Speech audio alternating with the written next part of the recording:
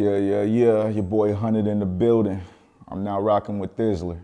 Subscribe below. You understand?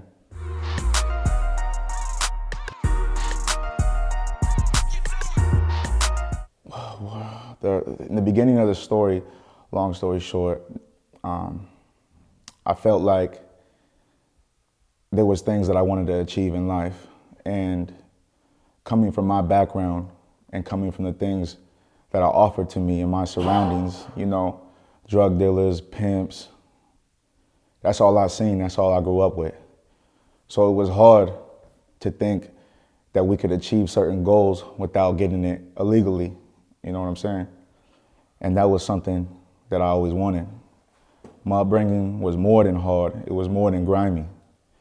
And I needed to make a way out in a positive way, in a positive fashion. And if I wasn't able to do that, there's only two ways that you could go with this, and that's in the ground or that's in the pen. And I done did that, and I ain't going back.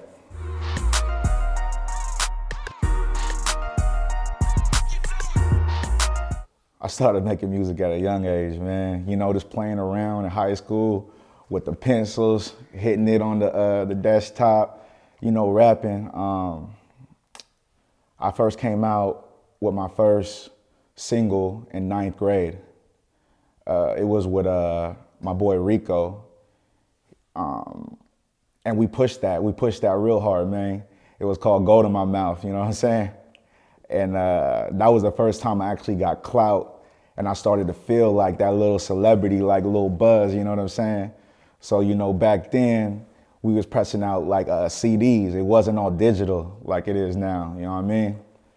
And, in high school, we just printed out 500 discs, and we got the little buzz going every lunchtime. At lunchtime, we would start the little ciphers in the middle of high school, had the principal, had the whole thing jumping, kept it lit, you know what I'm saying? And that's how I got the buzz going. And then after that, we pressed out Gold in My Mouth and pressed out 500 copies and started really moving them. And I had, the teachers slapping it. I had everybody going crazy on it, you know what I'm saying? And that's the first time I felt that buzz and I felt that vibe, and I wanted to move forward with it.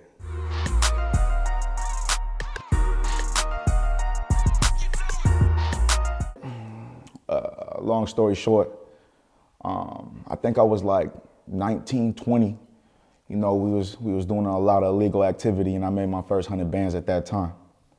And then they called me 100 bands at that time. And then I dropped the 100 bands, and I dropped it to 100, because everywhere I would go, I would just always keep it real. I kept it so real, niggas started saying, yeah, you 100 for that.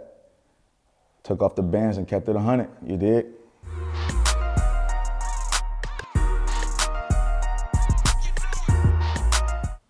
I just recently dropped my album, Pray For Me. The reason I titled it Pray For Me, if you don't know, I got, long story short, I got sentenced to 3 years. And many of the conversations that I would have on the phone with friends, family, even other inmates that I was with, the thing to say was, I'll pray for you.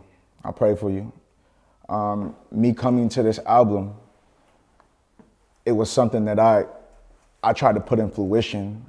You know what I mean? I tried to take everything I had and put this, all my funds, all my time, blood, sweat, tears into this album. And as you could tell, there's a progression and there's a climb in the album. It's not just rap. I'm not just rapping, I'm not just putting words together, you know what I'm saying? Everything and every song has a deeper meaning behind it. It was something that I was going through at that moment and put it together. And it's definitely one of the hardest things. And, to be honest with you, I see why, Chris Brown and some of these cats go crazy. I feel like in order to create some of the best music, you have to dig deep in yourself and bring out demons that you don't want to bring or talk about, just to keep your own sanity. And that's what I'm talking about. Like, I see why, in order to create this masterpiece and dig down inside myself, like, the video that Thizzler already released, My Message, that was a real story. And in the process of me making that song, I had to dig out demons that I didn't want to talk about. You know what I'm saying? I didn't want to bring it up. And since I did at that point, you know, it caused a lot of anxiety, you know what I'm saying? A lot of problems. But after I let it out, it was like my music is my therapy. I felt a lot better about the situation, you know?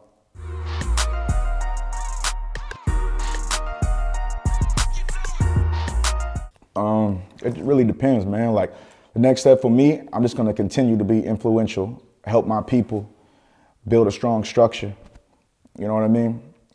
Being a good person is more important to me than anything. You know what I'm saying? Because if you can't help nobody, what are you on this earth for?